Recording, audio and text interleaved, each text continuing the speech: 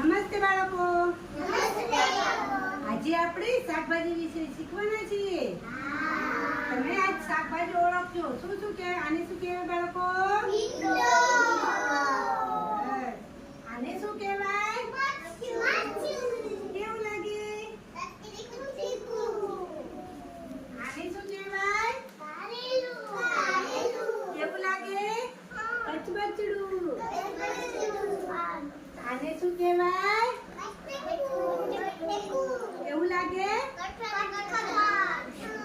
સરસ. આને શું કહેવાય? દૂધીનું શું બને?